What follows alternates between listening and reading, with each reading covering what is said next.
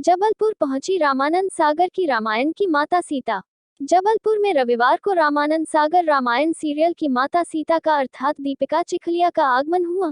दीपिका ने जबलपुर पहुंचकर पत्रकारों को संबोधित किया और आदिपुरुष फिल्म पर कहा कि काम से काम, धर्म से संबंधित चीजों से छेड़छाड़ नहीं होनी चाहिए, विशेषकर राम और सीता को तो बख्श देना चाहिए। रमाकांत दुबे, नेशनल ब्यूरो की रिपोर्ट।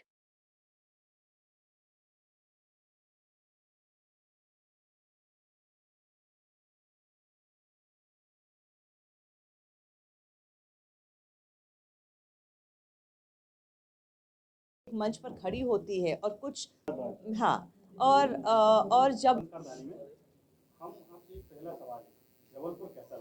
मैं आपने मेरी मुंह की बात छीन ली। मैं आप सबसे यही कहना चाह रही थी कि आपको कैसा लगा मुझे यहाँ पाकर। टीवी सीरियल से बाहर निकल के कोई आए, उसकी जो छवि आज भी वही बरकरार है, उनका जो ऑरा है वो आज भी बना है, वो सामने देखे तो आप खुद सोच सकते कैसा।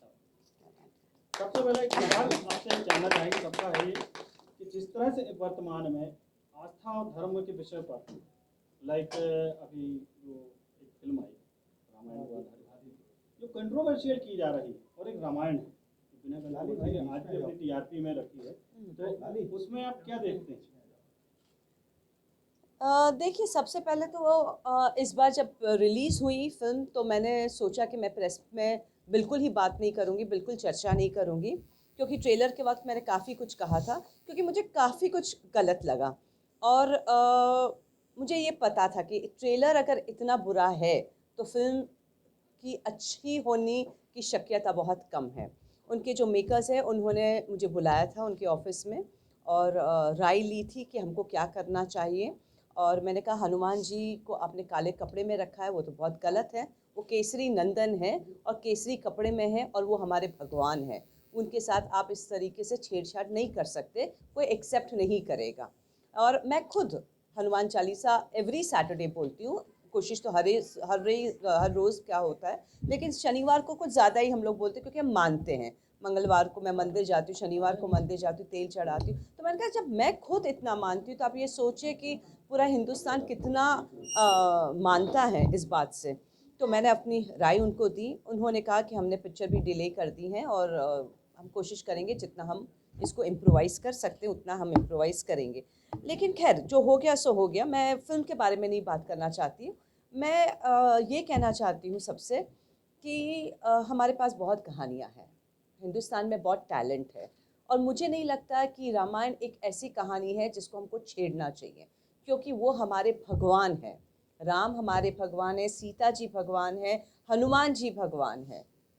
तो ये जो कहानी है, जिन किरदारों के बारे में आप बात करते हैं, वो आप उनको इतना हल्के में नहीं ले सकते हैं, और हर बार होता है। दूसरी बात यही रही कि जैसे आपकी स्टोरीज के साथ तो ठीक है, कैरेक्टर्स जो हैं वो ग्लैमराइज हो रहे हैं। खासकर सीता जी को आप देखिए, वो मॉडल का स्टाइल, जो हमारी जो आस्था है, सीता जी की छवि आती है, जैसे हमने बचपन से देखा छवि आती है, जैसे आपकी पारंपरिक छवि देखी। अब ये छवि जो है वो ग्लैमराइज हुई, कृति सेनन या अन्य कोई और भी करती है, इसको लेकर क्या करते हैं? क्या भावनाएं वो रह जाती हैं या सिर्फ कमर्शियल मामला है? नहीं, इसलिए मैं कह रही हूँ, मेरा पॉइंट यही है कि रामायण को आप बनाना बंद करिए। बहुत कहानियाँ हैं हिंदुस्तान में, बनाइए जिसके ऊपर बनानी है, लेकिन एक रामायण को आप पकड़ के चल रहे हैं और उसको आप ऐसे ऐसे दिखा रहे हैं जो गलत है। क्योंकि आपका अगर बच्चा 7-8 साल का है, आप उसको पिक्चर दिखाने लेके जाए इस तरीके से, तो कहीं ना कहीं उसको यही छवि रह जाएगी कि सीता जी ऐसी थी और रावण ऐसे थे और हनुमान जी ऐसे थे। चाहे आप उसको कितना भी समझाएंगे उसके बाद कि ये नहीं है रामायण, ये तुलसीदास जी की रामायण नहीं है, वो बच्चा नहीं समझेगा। तो आप एक गलत इम्प्रेशन दे रहे हैं आपके आने वाले युवक को, आपकी जनरेशन को। तो मेरी सिर्फ ये विनती है गवर्नमेंट से भी कि आप बंद करिए बनाना रामायण, खास तौर से सिर्फ रामायण बनाना बंद करिए। रही बात संवादों की, छोटा सा जिसके लेके सबसे बड़ी कंट्रोवर्सी थी कि हमें यंगस्टर को, क्या यहाँ माना जाए कि यहाँ पे अब लिखने वाले जो बड़े बड़े, जिनको अपने बोलते हैं नेशनल लेवल के राइटर्स हैं, संवाद लेखक हैं, क्या वो अपनी निम्न स्तरीय सोच को दिखा रहे हैं संवादों में? जिस तरह से आपका भी बीच में वर्जन भी आया था, हमने देखा था उसको। क्या लाया था आपने राइट भी दी थी कि संवादों पर जिस तरह से। हाँ। सो बेसिकली मुझे ये लगता है कि हर एक मेकर ये कोशिश में है।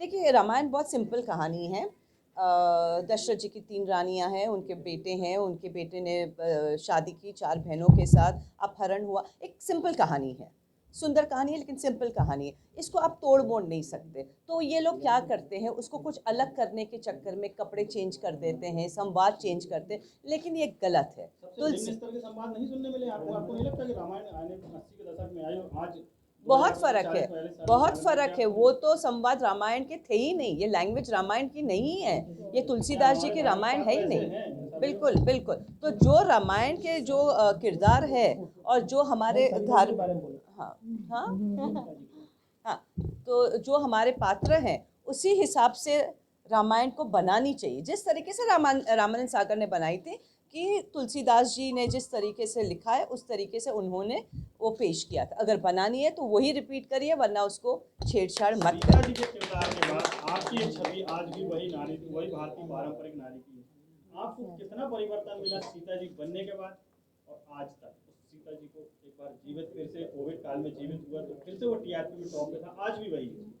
आपके जीवन में कितना परिवर्तन लाती है सीता जी की बात? मैं बचपन से राम को मानती आई हूँ। रामायण मेरे लिए बहुत इम्पॉर्टेंट रहा है। मैं अभी 2 दिन पहले ही अयोध्या से आई हूँ, राम जी के दर्शन करके आई हूँ।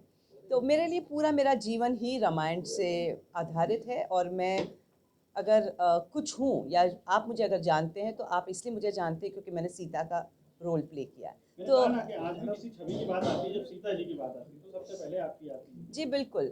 मंच पर खड़ी होती है और कुछ करती हैं, तो एज अ लेडी मुझे बहुत गर्व होता है कि वो घर से बाहर निकल कर अपने हस्बैंड को, अपने बीवी, अपने बच्चों को छोड़ छाड़ के मंच पर खड़ी होती है और कुछ करती हैं। तो एज हाँ, और जब वो वापस मतलब हमको पता ही नहीं था, हमने एक्सेप्ट कर लिया था कि वो मर चुका है, और फिर एक दिन फ़ोन आता है कि वो ज़िंदा है। एंड जब मैं दरवाज़ा खोलती हूँ और मैं मेरे बेटे को देखती हूँ, तो मुझे ऐसे लगता है कि oh my god, as an actor अगर आप कोई बात को फील करते हैं तो आंसू आ ही जाते हैं। मैडम, एक आखिरी सवाल था हमारा, राजनीति से जुड़ा हुआ अभी आसिफ भाई ब्रेक हो रहा है। राजनीति के कार्यकाल का माहौल है, प्रधानमंत्री जी के इस कार्यकाल को किस तरह देखते हैं आप, और अगर आप एक बार फिर मैदान में चुनाव लड़ नरेंद्र भाई मोदी ने जो काम किया है ये 2 टर्म्स में, मुझे नहीं लगता कि हमारे इंडिपेंडेंस के बाद किसी ने इतना अच्छा काम किया है। और मैं सभी को यही विनती करती हूँ कि दोबारा जब आएंगे तो प्लीज़ उनको वोट करिएगा, क्योंकि जितना प्रोग्रेस हिंदुस्तान ने उनके लीडरशिप में, उनके लीडरशिप में किया है, उतना कभी भी नहीं हुआ है। मैं तो देख कर आई हूँ अयोध्या का मंदिर, मैं देख के आई हूँ एक्सप्रेस रोड्स जो बने हैं यहाँ पे, और इतनी सुविधा हो गई है ट्रेन्स के बारे में। तो हर एक क्षेत्र में आज इकोनॉमी भी हमारी बेटर हो गई है, तो जीडीपी इज़ इम्प्रूविंग। तो मतलब आप देखिए हर क्षेत्र में बहुत अच्छा काम करें। तो मैं विनती करती हूँ कि please vote for him again. एक बार आप जबलपुर आप आइए, बेलाघाट घूमेंगी? नहीं, मैं घूमूंगी, कल सुबह जाने वाली हूँ। एक मिनट आ जाए, आप लोग थोड़ा